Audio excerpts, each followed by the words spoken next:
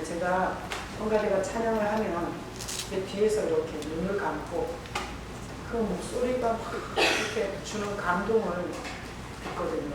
근데 오늘 어쩌다 눈을 이렇게 살짝 떴는데 막 남자들이 막 이렇게 손을 막 들고 이래가지고 오 이렇게 뭐지 하고 보니까 한량없는 은혜, 갚을 수 없는 은혜, 그러면서 손을 들고 그렇게 하나님 앞에서 찬양을 하는 걸 보고 순간 울컥했어요.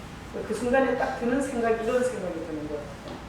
참 애인들끼리는 이벤트도 많이 하고 선물 공세도 많이 하고 립 서비스도 얼마나 많이 해요. 그런데 사실 우리의 생존에 가장 중요한 것은 공급하시고 유지시켜 주시고 그리고 지켜주시는 하나님은 항시 뒷전이잖아요. 그래서 어떤 인간이 성공해갖고 하나님 앞에 감사하다고 먼저 하기가 힘들고, 그리고 다 어린이였다가 어른이 된 사람이 자기가 큰 건 다 지가 큰 거지, 하나님 주신 은택 속에서 자랐다고 부모한테는 빨간 내복 사다가 감사하다고 할 수 있겠지만 하나님 앞에는 그럴 줄 모르는 게 인간이잖아요. 그래서 저는 예배할 때마다 참 하나님이 기뻐하실 거라는 생각을 해요. 왜 일주일 동안 그냥 모르고 무감각하게 살다가 이 자리에 오면 정신이 나요. 하나님, 우리 나를 만드신 하나님, 그리고 공기를 주고 그리고 가족을 살려서 아침에 출근했다가 돌아온 가족들과 함께 하나님을 예배하는 자리에 올 수 있게 하신 이런 은혜를 생각하면 정말 너무 감동이 되고요. 이 세상에서 가장 복받은 사람은 예배하는 거다, 그런 생각을 해요. 가장 복받은 자가 예배하는 거다. 그러니까 하나님이 복을 거두면 예배는 더 이상 없는 거예요. 그래서 여러분 오늘 하나님의 이름을 찬양하고 그리고 하나님의 계심에 대해서 여러분들이 이렇게 시간을 드리고, 이것은 하나님이 여러분을 사랑한다는 뜻이에요. 자, 다 같이 고백하고 가요. 하나님은 나를 사랑하십니다. 네. 자, 우리는 다 이름을 갖고 있어요. 이름. 자, 우리 옆 사람한테 한번 이름이 뭐냐고. 자, 다 이름이 있잖아. 이름이 살아가면서 이 이름을 그렇게 부르면서 관계를 해요. 아무개야 이렇게 철수야, 영희야, 뭐 여보, 당신 막 이렇게 이름을 부르고 사는데, 우리 지금 이 사사기 시리즈로 제가 설교를 하고 있는데 마노아라는 부부가 있어요. 마노아라는 이름을 가진 부부가 있었는데 애를 못 낳았어요. 그래서 이제는 청춘도 나가고 이젠 더 이상 애를 기다릴 수 없는 나이가 됐는데, 어느 날 인간이 아니라 어떤 천사 같은 영적 존재가 나타나서 네가 애를 낳을 거라는 거예요. 그래서 이 부부가 너무 반갑고 좋은데, 그래서 이 애를 어떻게 키워야 하냐고도 물어봤고, 근데 오늘 이 영적 존재예요. 영적 존재. 그러니까 이게 일반 사람이 아닌데 이 존재가 나타났는데 애도 낳는다 그러고 그 애를 하나님이 아주 귀하게 쓴다 그래요. 그 다른 사람들은 다 일찍이 애를 낳았고 막 이렇게 막, 그런데 자기는 늦은 나이에 애를 낳게 됐다는 것만 해도 고마운데, 블레셋의 엄청난 도탄에서 건지는 구원자로 네 애를 쓰겠다고 하나님이 이렇게 얘기했을 때 그들의 그 감사와 감격은 이루 말할 수가 없을 거예요. 자, 그래서 오늘 그들이 15절에, 자 15절 다시 한번 읽어봐요. 마노아가 여호와의 사자에게 말하되 구하오나니 당신은 우리에게 머물러서 우리가 당신을 위하여 염소 새끼 하나를 준비하게 하소서. 그러니까 염소 새끼를 잡아서 제사를 드리겠다고 너무 고마워갖고, 그랬더니 16절에 여호와의 사자가 마노아에게 이르되 네가 비록 나를 머물게 하나 내가 내 음식을 먹지 아니하리라. 번제를 준비하려거든 마땅히 여호와께 드릴지니라 하니 이는 그가 여호와의 사자인 줄을 마노아가 알지 못하였더라. 마노아는 지금 영적 존재를 보고 대화하고는 있는데 그게 여호와의 사자인지는 모른대요. 그렇게 써놨죠. 지금 16절에. 그러면서 제사를 드린다고 하니까 이 영적 존재가 제사는 여호와께만 드리는 거다, 드리지 마라 그랬어요. 자, 그러고 나서 17절에 읽어봐요. 마노아가 또 여호와의 사자에게 말하되 당신의 이름이 무엇입니까? 당신의 말씀이 이루어질 때에 우리가 당신을 존귀히 여기리라 하는. 이 마노아가 그러면 이 영적 천사 같기도 하고 인간은 아닌 이런 영적 존재가 자기에게 나타났을 때 오늘 마노아가 당신의 이름이 뭐냐고 물어봐요. 이름이 뭐냐. 그랬더니 그 영적 존재가 대답을 했어요. 18절 읽어봐요. 여호와의 사자가 그에게 이르되 어찌하여 내 이름을 묻느냐. 내 이름은 기묘자라 하니라. 자, 거기다 박수 치세요. 자, 마노아라는 불임 부부에게 나타난 영적 존재는 자기 이름을 정확하게 밝혔어요. 자, 뭐라고 밝혔어요? 기묘자라고. 그래서 기묘자에다가 박수 치세요. 기묘자. 자, 그래서 구약 성경인데 이게 지금 구약이에요. 예수님이 오시기 전. 구약 성경에 이런 식의 영적 존재가 많이 나타나요. 천사, 여호와의 사자 이런 모습으로 나타나는데 우리가 보면 천사가 이렇게 사람 대신 싸워주는 천사 미가엘이라는 이름이 나와요. 미가엘. 그래서 여러분들이 성경에서 천사가 등장할 때 보면 인간을 대신해서 싸워주는 미가엘이라는 천사가 있고요. 그 다음에 하나님의 메시지를 갖고 오는 이런 가브리엘이라는 천사가 있어요. 가브리엘. 그래서 예수님을 잉태했을 때 마리아에게도 가브리엘 천사가 나타나서 얘기를 해줘요. 그러니까 하나님의 소식을 전달하는 가브리엘이라는 천사가 있고, 그 다음에 성경을 읽다 보면 그룹이나 스랍이라는 것은 이런 공동체예요. 스랍, 이거는 아주 여러 명의 천사, 그룹, 그런 이렇게 뭐랄까, 그 많은 숫자를 얘기하는 천사로서 이런 표현을 해요. 자, 그래서 천사는 뭔가 하면 우리 인간이 더 좋은 거예요? 천사가 더 좋은 거예요? 어떻게 생각하세요? 송이야. 이렇게 눈에 딱 들었어. 천사가 더 좋은 거야? 인간이 더 좋은 거야? 천사가 더 좋아요. 네. 천사가 되고 싶어요. 이뻐가지고. 자, 보세요. 자, 누가 더 좋은지 생각해봐요. 인간은 하나님을 닮게 만들었어요. 인간은. 천사는 하나님이 부리는 종이에요. 누가 더 좋은 거죠? 인간이 훨씬 더 좋은 거야, 송이. 알았지? 너 인간이지? 천사 부러워하지 말고. 천사는 하나님을 전혀 닮지 않은, 전혀 하나님과 관계가 없는 부리는 영적 존재가 천사예요. 그래서 이런 거예요. 우리가 직원이 아무리 잘해도 세살을 주진 않아. 근데 정말 띨띨한데 자식은 줘요. 이런 식으로 인간은 이 우주 만물 중에, 피조물 중에 가장 영광스러운 존재예요. 왜 그런가 하면 하나님을 닮도록 만들어놨어요. 그래서 이렇게 성경을 읽다 보면 천사들이 등장하는데, 이 천사가 나중에 보니까 오늘 기묘자라 그러는데 아브라함에게도 이런 식으로 천사가 찾아와요. 그죠? 우리가 구약을 읽다 보면 기드온에도 이런 식으로 천사가 찾아와요. 그런데 아브라함에게도 천사가 찾아왔다가 나중에 그게 하나님이 돼요. 근데 오늘도 어떤 영적 존재가 이 마노아에게 나타났는데 그의 이름을 기묘자라고 했어요. 자, 오늘 설교예요. 기묘자에다가 박수 쳤죠? 자, 고개를 드시고 저를 보세요. 목사님이 천사보다도 인간이 더 낫다고, 천사를 부러워하지 말라고 이렇게 얘기했는데, 우리가 만약에 북극에 간다면 북극 곰이 너무 부러운 거야. 왜? 털옷 입고 있잖아. 그래서 그 영하 4, 50도 되는데도 북극 곰은 그냥 막 장난치고 놀아. 근데 우리는 얼어 죽어요. 곰이 더 낫잖아. 또 독수리 보세요. 날개를 펴고 얼마나 멀리 멀리 높이 높이 나냐고. 그렇게 높이 올라가면 세상 구경을 얼마나 하겠어요.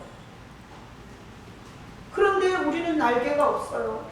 맨날 신발 신고 땅을 딛고 다니는 거예요. 물고기를 보면, 저는 바다를 되게 좋아해요. 산속에 살아가고. 근데 물고기를 보면 그 바다 속을 마음껏 헤엄치고 다니잖아요. 너무너무 부러워요. 우리는 지느러미도 없고 아가미가 없어서 물속에 들어가면 5분이 안 돼서 죽어요. 우리가 뭐가 좋다는 거예요? 뭘 우리를 그렇게 위대하게 만들어 놨다는 거예요. 그래서 제가 가장 은혜가 됐던, 하나님을 아버지라 부르고 예수님을 나의 구주라고 고백하면서 신앙생활하면서 가장 좋았던 게 뭔가 하면, 인간이 가장 영광스러울 때가 언제인지를 보면서였어요. 인간이 가장 영광스러울 때가 언젠가 하면 하나님과 함께 있을 때, 하나님과, 만드신 하나님과 함께 있을 때, 그때 인간은 최고로 영광스러웠어요. 자, 그래서 인간에게는 공 같은 털옷을 안 줬고, 독수리 같은 날개를 안 줬고, 물고기 같은 아가미와 지느러미를 안 줬지만 하나님은 자신을 인간에게 줬어요. 그래서 인간은 가장 약하고 무지하고 연약하게 만들어졌는데, 창조주이신 하나님과 함께 이렇게 살도록 하나님이 인간을 만드셨어요. 그래서 인간이 가장 영광스럽고 가장 찬란했던 때가 언젠가 하면, 하나님과 함께 에덴에 있을 때, 하나님과 만들어져서 죄가 들어오기 전에 하나님과 함께 있을 때, 그때 하나님이 빛을 만드시고 낮이라 칭하시고 어둠을 밤이라 칭하시고 이름을 그렇게 붙여요. 이렇게 낮이라는 이름, 밤이라는 이름, 이런 이름을 하나님이 붙여요. 그리고 바닷물이 다 모인 걸 바다라고 이름하셨어요. 그리고 이렇게 물이 다 바다로 모이고 땅을, 그것을 묻히라고, 땅이라고 하나님이 이름을 지었어요. 그래서 이름을 짓는 것은 그것에 대한 주권과 권세를 갖고 있다는 뜻이에요. 그래서 하나님이 그렇게 이름을, 창조를 해놓고 이름을 짓다가 인간에게 자기의 형상과 모양을 준 유일한 영광스러운 존재였기 때문에 우리는 천사에게는 절대로 하지 않는 일을 하세요. 그게 뭔가 하면, 아담, 하나님의 형상을 받은 아담을 불러다가 네가 이름을 지어봐라 이랬어요. 동물들을 끌어다가 네가 이름을 지어봐라 이랬어요. 하나님께서 인간에게 그 동물의 이름을 지어보라고 하는 것은, 그건 마치 회사를 내가 경영하다가 내 아들한테 돈 받고 있는 전무나 상무보다 훨씬 더 덜 똑똑한데도 내 새끼이기 때문에 네가 한번 경영을 해봐라, 이런 거하고 똑같은 거예요. 그래서 사람한테 이름을 지어보라 그래서 아담이, 성경에 보면 거기 동물이 자기 앞으로 나오는데 아담이 이름을 지어요. 그래서 인간이 하나님과 함께 있을 때 얼마나 영광스럽고 찬란한 존재였는지 성경을 통해서 알 수 있어요. 그렇게 동물이, 호랑이가 앞으로 와서 넌 호랑이야, 사자가 앞으로서 넌 사자야, 지렁이가 겨우길래 넌 지렁이야, 이렇게 사람이 이름을 짓다 보니까 인간의 마음속에 자기가 다 이름을 짓고 싶었어요. 그래서 하나님의 자리를 자기가 차지하려고 한 게 타락이에요. 이렇게 인간은 하나님과 함께 있을 때 가장 지혜롭고 가장 권세 있고 가장 영광스러운 존재인데, 그 하나님과 분리되고 나서 이 하나님의 자리에 도전하다가 이 하나님과 분리되고 나서 가장 처참한 존재가 돼요. 가죽옷도 없죠, 털옷도 없죠, 날개도 없죠, 지느러미도 없죠, 아가미도 없죠. 이런 이 연약한 몸뚱아리를 가지고 살아가는데 얼마나 인간이 비참해지는지 몰라요. 자, 퀴즈.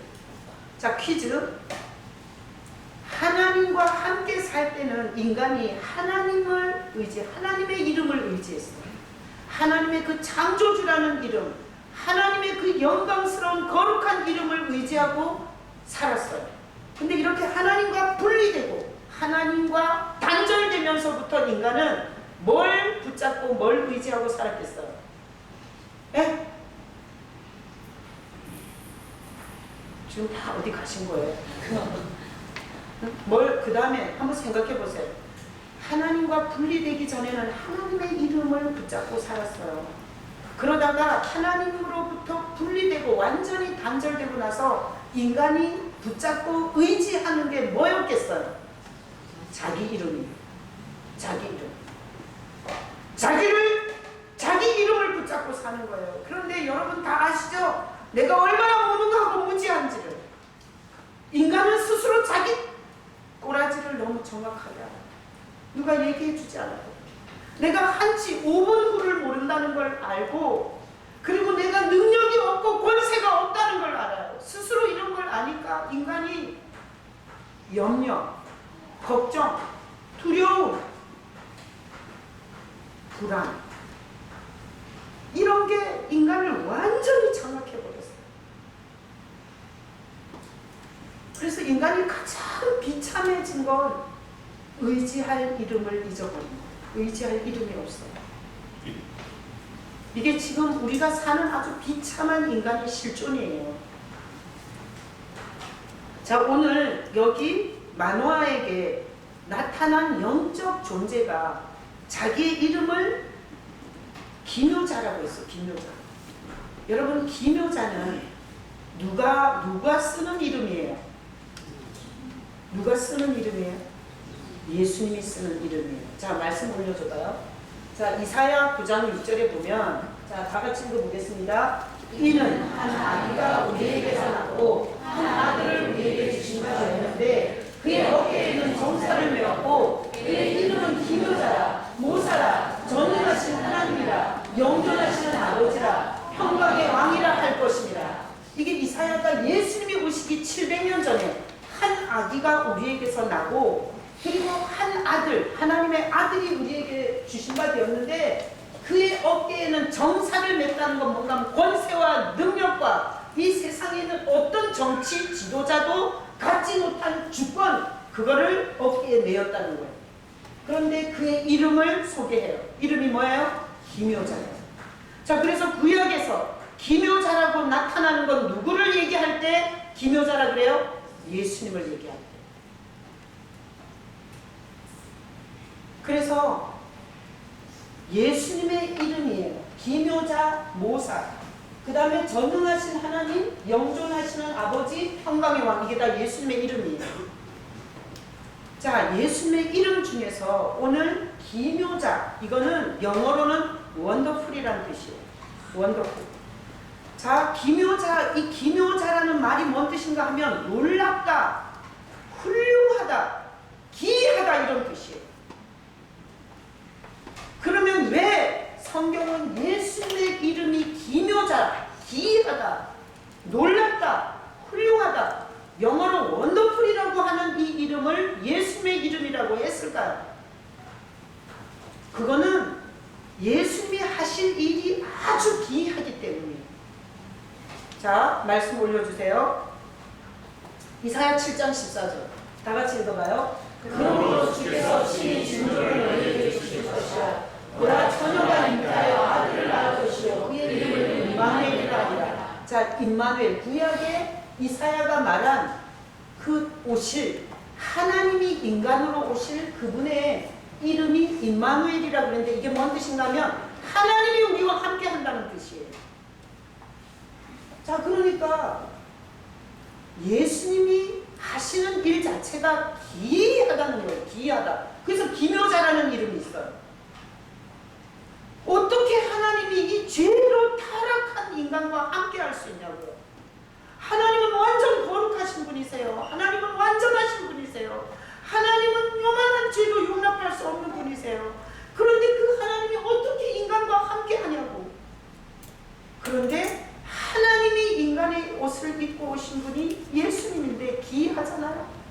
그래서 임마누엘, 하나님이 이 죄인과 함께하는 이름 임마누엘, 그리고 기묘자예요. 그 기묘자라는 이름을 예수님이 갖고 있는 이유는 예수님이 하시는 일이 굉장히 기이할 거라는 것을 이름에 표현해 놓은 거예요.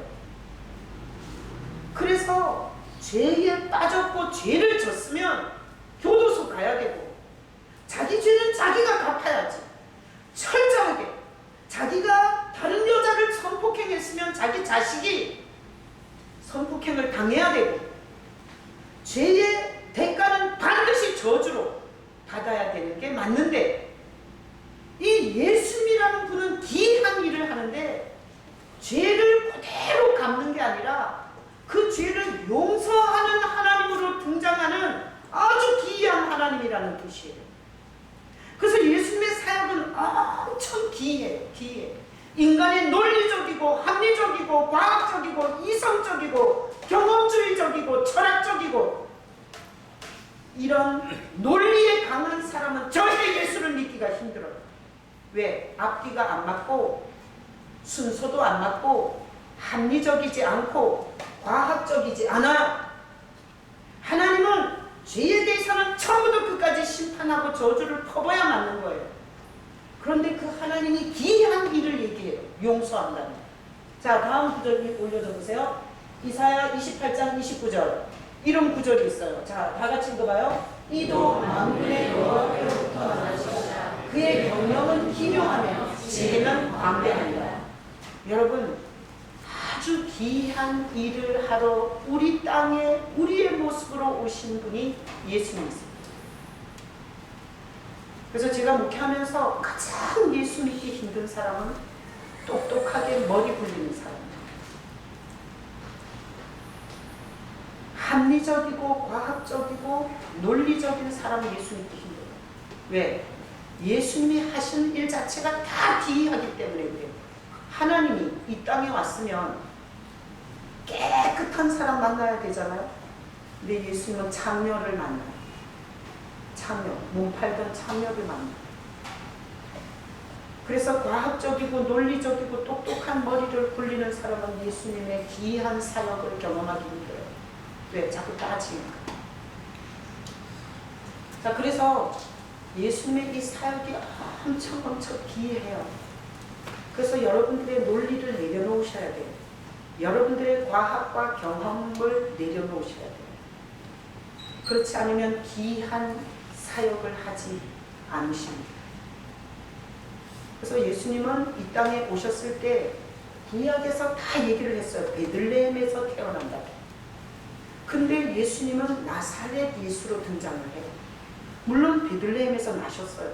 그러나 우리가 일반적으로 알고 있는 이름은 나사렛 예수예요. 그래서 종교 지도자들이 예수를 이단이라고 했고, 그리고 예수를 메시아라고 고백하면 다 추대시켰어요.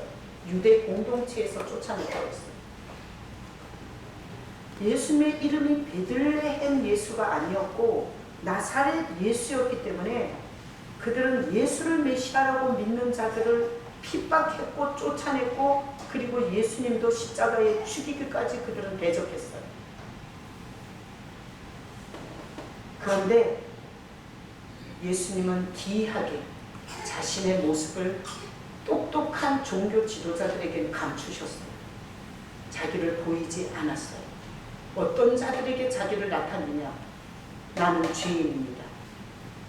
나는 죽어 마땅한 죄인입니다. 나는 은혜가 없으면 살 수 없는 불쌍한 인생입니다. 이런 고백을 갖고 있는 인간들을 찾아가셨어요. 그래서 성공계층, 종교 지도자 계층에서는 예수님이 자기를 가리셨어요. 그래서 오늘날도 똑똑하다니까, 그리고 나는 착하다, 그리고 내가 지금까지 뭘 잘못했냐, 이렇게 하나님 앞에서 높이는 자에게는 주님이 자기를 감추십니다. 그리고 자기를 바짝 낮춰서 주님 없으면 나는 안 됩니다. 주님이 없으면 내가 살 수가 없습니다. 돈도 있고 자식도 있고 배운 것도 있지만 주님 없이는 살 수 없습니다. 이런 낮은 고백을 하고 낮은 신념을 가진 자에게 아주 기이하게 예수님이 가서 만나줘요. 예수님이 그런 계층, 공부도 잘 찌질하게 못하고, 그 다음에 집안 출신도 안 좋아, 어부들. 그 다음에 장녀, 그리고 일본 압제 아래서 일본에 상납하고 있는 세리 같은 이런 추잡한 사회계층의 손가락질 받는 인간들을 모으셨어요. 그리고 나서 뭘 많이 얘기했겠어요? 자기 이름에 대해서 많이 얘기했어요. 자기 이름에 대해서. 그래서 그 예수님을 따라다녔던 제자들이 이렇게 말했어요. 자, 사도행전은 제자들이 적은 거잖아요. 자, 사도행전 다 같이 읽어봐요. 다른 이로서는 구원을 받을 수 없나니 천하 사람 중에 구원을 받을 만한 다른 이름을 우리에게 주신 일이 없으리라 하였더라. 이 어부들이 무식한 베드로 같은 이런 제자들이 예수님을 3년 동안 경험하고 죽으시고 부활한 예수님이 하늘로 올라가신 후에 그들이 이 복음 사역을 하면서 그들은 이런 고백을 했어요. 세상에 많은 종교가 있어. 많은 교주가 있고. 그런데 천하 인간에게 구원 얻을 이름은 예수밖에 없다고 얘기했어요. 지금 종교가 엄청 많죠. 근데 예수님은 이 얘기를 제자들에게 엄청 많이 해줬어요. 다른 이름으로는 구원을 받을 수 없다. 자, 다음 사도행전 2장 21절에 보면 읽어봐요. 누구든지 주의 이름을 부르는 자는 구원을 받는다. 그래서 종교 지도자들은 자기가 금식했다고, 자기가 11조 바쳤다고, 자기가 종교 지도자라고 예수의 이름을 안 부르다가 지옥 갔어요. 근데 여기는 누구든지 예수님의 이름을 부르면 구원을 받는데요. 그래서 의지할 데 없는 창녀들이 그 이름을 불렀어요. 예수 이름. 귀신 들린 자가 귀신에게 너무 시달리니까 그래서 예수의 이름을 불렀어요. 그래서 성경은 아주 기이하게 말해요. 네가 박사 학위를 받았냐? 네가 연봉이 7, 8천이고 1억이냐? 네가 SKY 출신이냐? 그리고 네가 지금까지 흠도 없고 점도 없이 깨끗하게 살았냐? 착했냐? 성경은 이렇게 말하지 않아요. 성경은 아주 기이하게 얘기해요. 누구든지 주의 이름을 부르면 구원해 주겠다. 그래서 똑똑한 머리 믿고 잘난 실력 믿고 있는 돈 믿고 이 이름을 부르지 않는 자, 한 세상 잘 살지 모르지만 눈은 지옥에 가서 뜨는 겁니다. 그 다음 이런 구절도 있어요. 자, 다 같이 읽어봐요. 영접하는 자, 곧 그 이름을 믿는 자들에게는 하나님의 자녀가 되는 권세를 주셨으니. 자, 하나님이 잃어버린, 우리가 의지해야 할 하나님의 이름을 우리가 잊어버린 거예요. 그래서 지 이름을 의지하는 거예요. 그러니까 하나님이 이 예수라는 이름을 주신 거예요. 그래서 그 이름을 받아들이는 게 자녀예요. 11조를 해서 자녀가 되는 게 아니에요. 금식을 했다고 자녀가 되는 게 아니에요.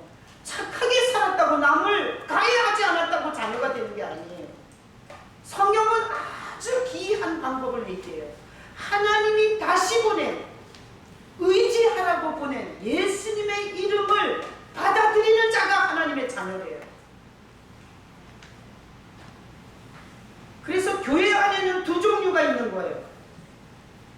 자기가 많은 헌신을 했다고, 자기가 착하다고, 자기가 똑똑하다고, 자기가 사회적으로 성공했다고 자기를 자랑하고 다니는 구원받지 못한 인간이 있고요. 정말 볼품없는데 그 이름을 받아들인 하나님의 자녀가 있어요. 이 두 종류가 섞여 있어요, 교회. 그러면 잘난 척하고 예수님을 자랑하는 게 아니라 자기가 얼마나 똑똑한지, 자기가 얼마나 착한지, 자기가 얼마나 부지런히 살았는지 이렇게 자기 이름을 자랑하는 사람은 쫓아내야 되나요? 아니요. 주님은 그 사람이 예수의 이름을 받아들일 때까지 안고 가라고 해요. 그게 목회자의 고통이에요. 하나님은 자녀는 절대 명예로 안 됩니다. 착한 것으로 되는 게 아닙니다. 헌금을 많이 바쳤다고 하나님의 자녀로 삼아주는 게 아닙니다. 하나님의 자녀는 하나님이 의지하라고 보낸 예수라는 그분을 마음으로 받아들인 게 하나님의 자녀예요. 모태신앙. 모태신앙은 그냥 교회만 열라 쫓아다녔지 하나님이 구원으로 주신 이 이름을 자기가 인격적으로 받아들이지 않고 종교 생활만 열라 하는 경우가 굉장히 많아요. 자, 그래서 예수님이 자기 이름을 엄청 많이 가르쳐 줬어요. 그래가지고 제자들한테 자기 이름을 엄청 가르쳐 줬어요. 자, 다음 구절. 자, 누가복음에 보면, 자, 다 같이 읽어봐요. 십시니까 돌아가는데 주여 주의 이름이면 귀신을 먹이게 하였다. 이 70명이 예수님을 따라다녔어요. 물론 어부에다가 못 배운 거지에다가 세리에다가 안진뱅이에다가 귀머거리, 문둥이 이런 거 난 것들이에요. 다 70명이. 이런 것들이 예수를 쫓아다니다가 예수님이 가서 복음을 전하라고 보냈어요. 그래서 얘네들이 가서 갔는데 여기 보니까 주의 이름이면 귀신을 또 우리에게 항복하대. 자기가 아무 배운 것도 없고 무식한데 가서 예수의 이름으로 했더니 귀신이 막 나가는 거예요. 그래서 이 70명이 예수님 앞에 나와갖고 나가서 주여 주의 이름이면 귀신들이 우리에게 항복하더이다 이랬어요. 자, 그러니까 얼마나 제자들에게 예수의 이름을 철저하게 가르쳐 줬는지 알겠죠. 그들은 나가서 가진 게 배운 것도 없고 가진 것도 없고 무식하고 자기 죄밖에는 볼 것이 없는 것들이 나가서 예수의 이름으로 귀신을 향해서 명령했을 때 귀신이 나간 거예요. 얘네들이 깜짝 놀래갖고 이렇게 얘기하는 거예요. 자, 예수의 이름에는 영적 귀신을 쫓아낼 수 있는 권세가 있어요. 예수의 이름은 병을 치료하는 권세가 있어요. 예수의 이름은 지옥 갈 영혼을 건져주는 권세가 있어요. 자, 우리나라에 42명의 교주들이 있어요. 교주들. 성경을 근거로 한 교주만 돼도 문성명, 이만희, 정명석, 또 누구 있죠? 하여튼 뭐 이런 이름 백날 불러봐야, 그리고 그는 그런 교주들의 이름을 백날 부르고 붙잡고 살아봐야 지옥 가십니다. 성경에 그런 인간의 이름을 불러서 하나님이 구원한다는 얘기 자체가 없고요. 그런 교주들은 다 사람들의 영혼을 사냥질하는 거예요. 여러분, 우리 믿는 자들이 불러야 할 이름은 무슨 이름밖에 없어요? 예수밖에 없어요. 교황의 이름을 부르면 돼요, 안 돼요? 안 됩니다. 교황의 그 멋있는 반지에다가 딱 키스를 하고 그 발에다 뽀뽀를 하고 이런다고 해서 구원받는 게 아니에요. 그러니까 얼마나 성경을 근거로 한 신앙 자체가 얼마나 추잡하고 더럽게 변질됐는지를 온 세상이 다 보여주는 거예요, 지금. 그래서 원래 가장 인간이 영광스럽고 찬란했을 때가 하나님과 함께 있었던 것처럼, 하나님이 죄를 짓고 더 이상 하나님께로 가까이 올 수 없는 우리 인간을 불쌍히 여기셔서 하나님이 어떤 죄인이든 가까이 올 수 있는 용서의 이름 예수를 주신 거예요. 그래서 예수라는 이름이 저희 죄에서 건진다는 뜻이에요. 그러니까 장녀가 분명 자기는 더러운 여자예요. 그런데 예수님께는 갈 수 있어요. 왜? 예수라는 이름 속에는 용서라는 게 포함이 되어 있기 때문에 어떤 죄인도 다가갈 수 있는 하나님의 이름이 예수예요.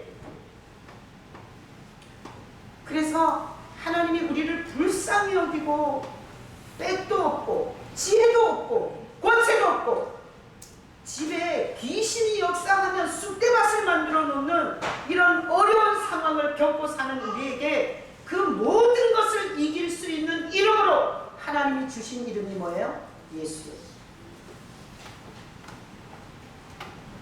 우리가 그 이름을 부르고 살 때 귀신이 제어됩니다. 질병이 약해집니다. 그리고 우리 무지가 지혜로워집니다. 자, 그래서 이 마노아는 구약 사람인데 자기에게 나타난 영적 존재를 향해서 이름이 뭐냐고 물어봤는데 기묘자라 그랬어요. 그래서 구약에 나타난 예수님이세요. 그래서 구약 성경에 하나님이 많이 나타나는데 하나님이 성부, 성자, 성령 삼위로 계시잖아요. 인간에게 현현하는 하나님은 이위만 해요. 이위만. 성부도 성령도 보이지 않습니다. 그래서 나타난 모든 하나님은 이위이신 예수 그리스도예요. 자, 그래서 이 마노아는 천사인 줄 알았어요. 천사인 줄 알고 제사하려고 그랬어요. 그땐 네가 나를 천사로 본다면 천사는 숭배하면 안 되잖아. 그러니까 천사로 안다면 너가 제사 드리면 안 된다고 그랬어요. 그러면서 자기를 밝혔는데 기묘자라고 밝혔어요. 이것은 구약에서 마노아는 예수님이 오시기 한 1000년 전 사람이에요. 1000년 전. 1000년 전 사람인데 예수 그리스도를 뵌 거예요. 그리고 언젠가는 이 마노아가 죽어서 이 기묘자 앞에 섰을 거예요. 예수님의 실체 앞에. 그러니까 구약 성도 중에 엄청나게 복받은 사람이에요. 지금 세상은 이름이 운명을 바꾸고 이름이 팔자를 바꾸고 이름이 자기의 인생을 바꾼다고 철학관이 줄로 서는 거예요. 좋은 이름 지으려고.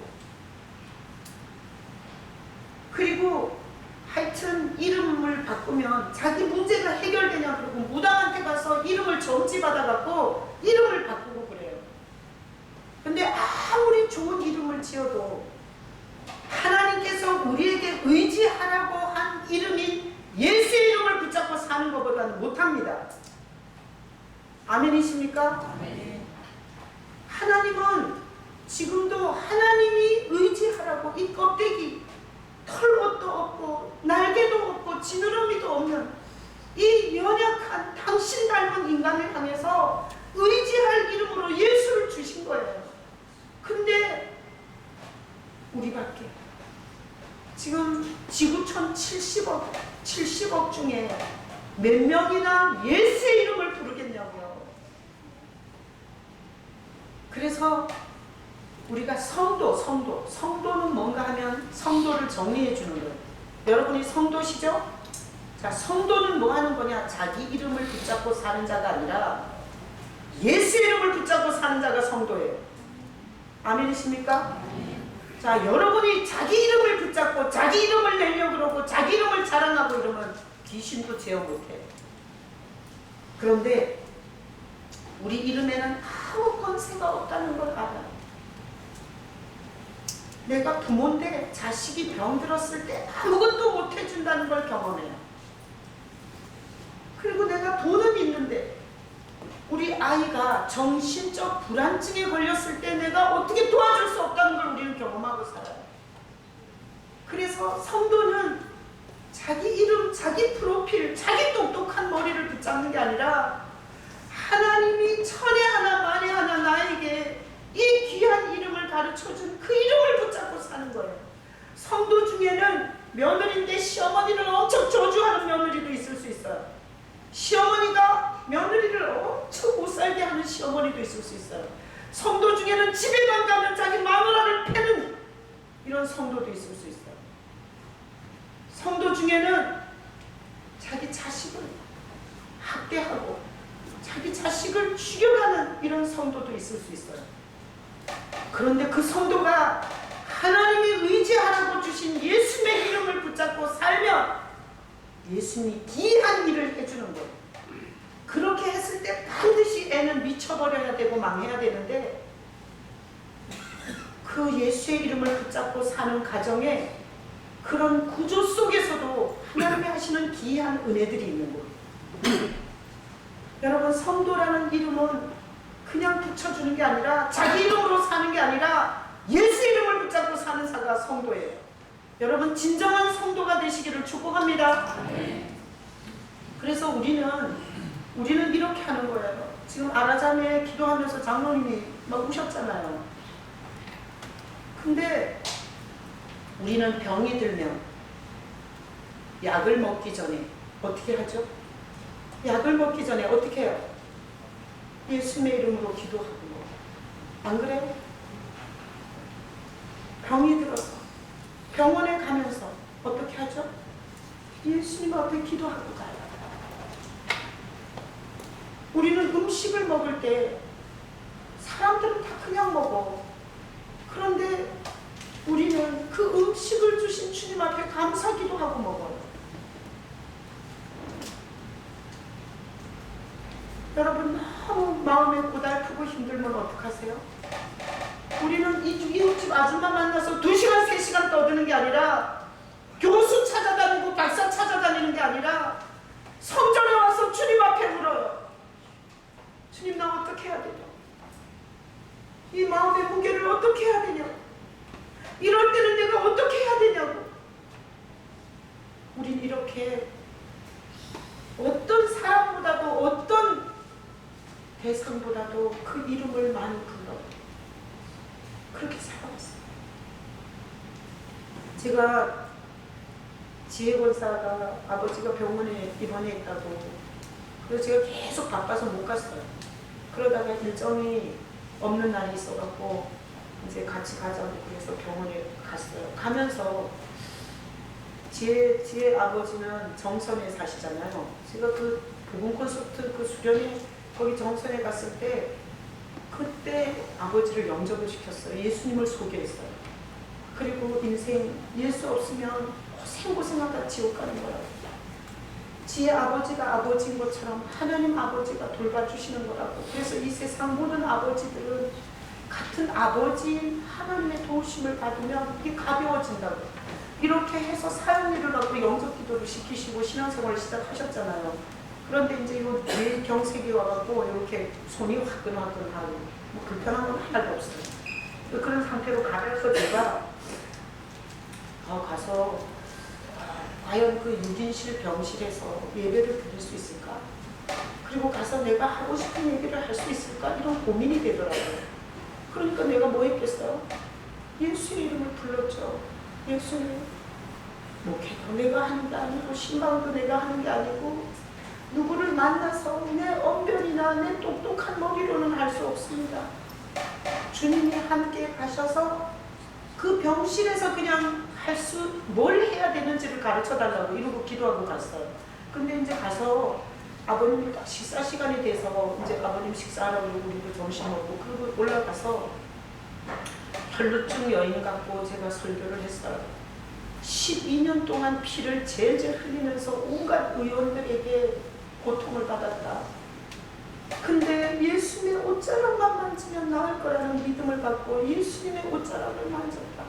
그 근원이 말랐다. 그러니까 아버님, 경희대 한방병원 최고의 한방의원이라고 하지만 여기가 답이 아니다. 그러니까 이제 나이 들어서 새벽잠도 없잖냐. 응? 여러분 60이 넘어서도 새벽까지 자면 그건 좀 이상한 거야. 어? 그러니까 아버지가 일찍 일어나면 밭으로 간대. 밭으로.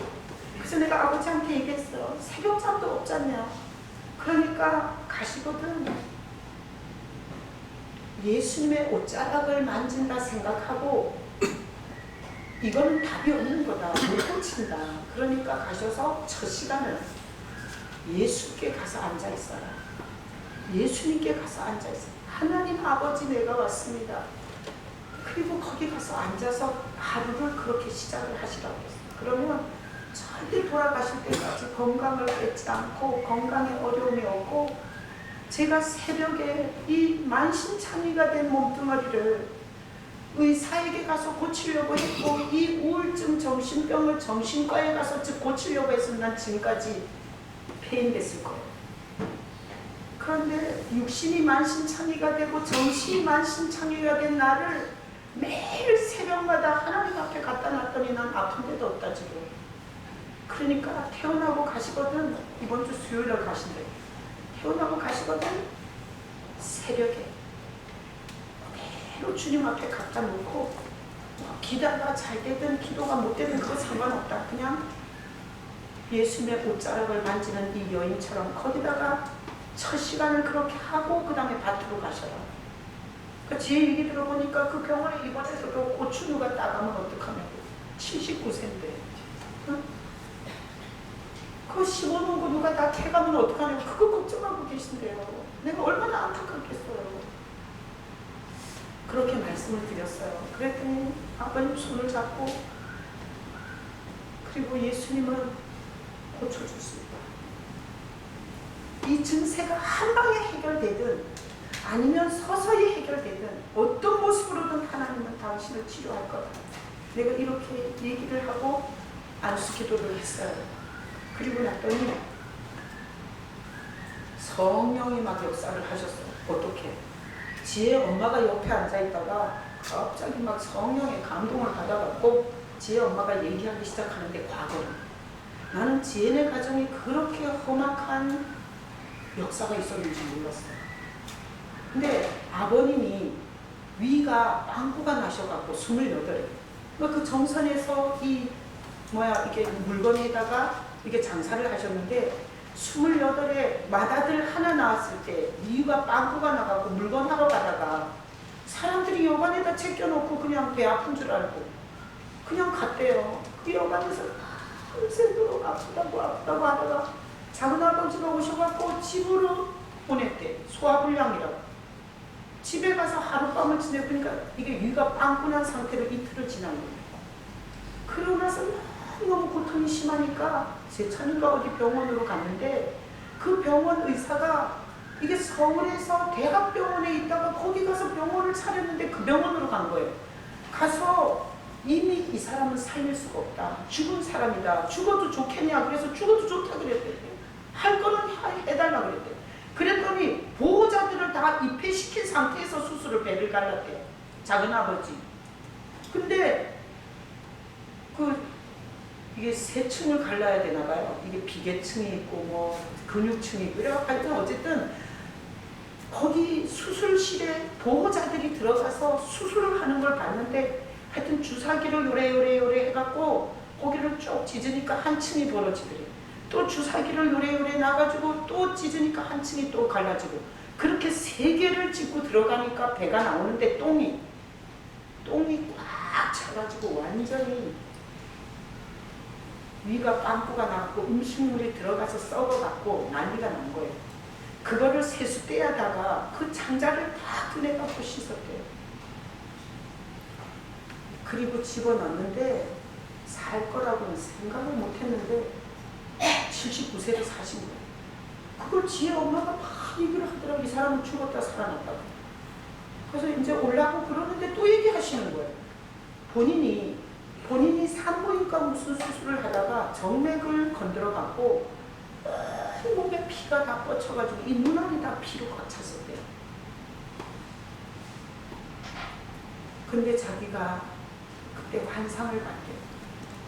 근데 사람이 죽으면 그 몸에서 이렇게 빠져나온다 그러잖아요. 근데 지혜 엄마가 보니까 어떤 여자가, 젊은 여자가 아주 피샥 말라갖고 이렇게 다 죽어가는 숨을 쉬더래. 자기가 보니까. 근데 그게 나중에 보니까 그게 자기였대. 그렇게 자기가 몸에서 빠져나와서 어떤 이렇게 곳을 보니까 저 그렇게 아주 아름답고 그런 곳이 있더래요. 근데 어쨌든 그렇게 보고 그 문 앞에서 다시 가라 그래서 지혜 엄마가 살아났대요.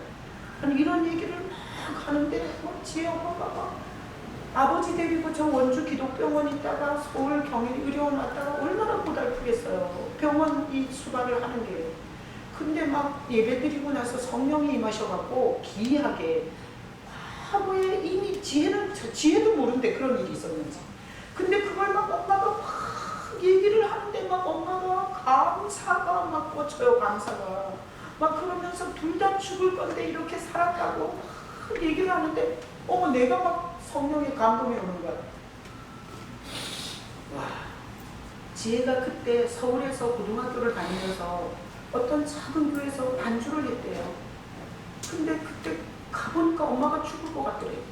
그래서 자기가 그때 기도했던 기억이 있대요. 근데 오늘 얘기를 들어보니까 그걸 다 까먹고 살았다는 거예요. 근데 오늘 엄마 얘기를 들으면서 보니까 자기에게 베푼 하나님의 은혜가 말로 할 수 없다는 거예요. 그래서 지혜가 신방 갔다 와서 나한테 카톡을 보냈어요. 목사님, 아버지 기도해 주러 갔는데 사실은 제가 은혜를 받고 왔어요. 제가 한 게 아니에요. 그냥 주의 이름을 부르는 그 병실에서 주님이 생각나게 하시고, 어떤 죽음의 고통 속에서 너네들이 걸어왔는지 그것을 생각하잖아. 지혜 엄마가 그러더라고. 나랑 같이 새벽에 가서 교회 가서 예배 드리고 밭으로 가면 된다. 그래서 참 저는 목회하면서 너무너무 기이한 일을 많이 봐요. 너무너무 기이한 일을. 우리 아라가 여기 앉아있는데 절대 아라에게도 기이한 일을 하시는 예수님을 찬양합니다. 정말 기이한 일을, 우리에게 정말 기이한 일을 하시는 예수의 이름을 붙잡고, 그 예수님을 사랑한다 그러고, 그리고 예수님을 사랑해야 돼. 여러분, 오늘 이 말씀을 통해서 하나님은 우리에게 이렇게 메시지하는 거예요. 네 이름이 능력이 있냐? 네가 그렇게 많이 알아? 네가 그렇게 똑똑해? 네가 그렇게 잘났냐? 창조 자체가 하나님을 의지해야 되는 거야, 인간은. 그러니까 내가 의지하라고 예수의 이름을 너한테 줬어. 그러니까 그 이름을, 그 기묘한 이름, 죄에서 구원하는 이름, 우리의 인생의 여정을 가르쳐주고 인도하고, 우리의 지금 기이함이 또 필요해요. 우리 앞으로 살아가는데 주님의 기이한 역사가 얼마나 필요하냐고요. 자녀들한테도 필요하고 우리 인생에도 필요하고, 우린 예수님이 다 필요한 자들이에요. 오늘 이 기묘하신 사역을 하시는 예수님의 이름이 여러분의 힘이 되시고, 여러분이 의지하고 사는 권세와 능력이 되시길 예수님의 이름으로 축복합니다. 아멘. 자, 이 시간에 성찬.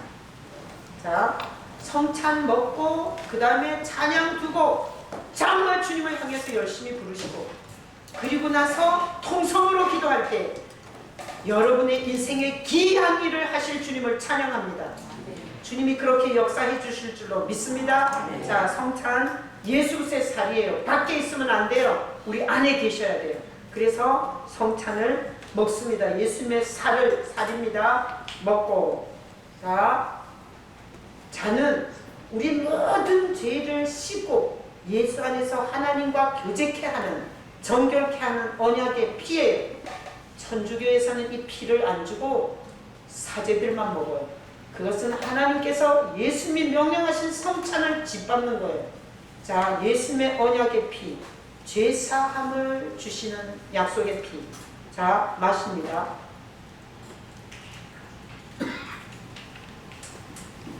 자, 예수로 그 위대한 이름을 찬양합니다. 우리 찬양하겠습니다. 96장. 여러분이 할 수 있는 모든 정성과 모든 심정을 다해서 찬양하세요. 찬양은 주님을 높여드리는 거예요. 우리가 전심으로 높여드리고 기도할 때 주님께서는 우리 인생에서 기묘한 사역을 해주실 겁니다. 찬양 드리겠습니다.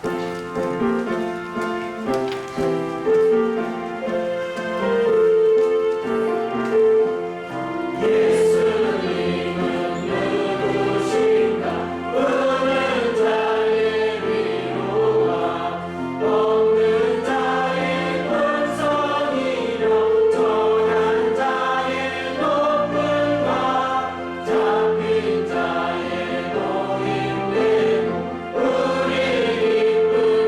기쁨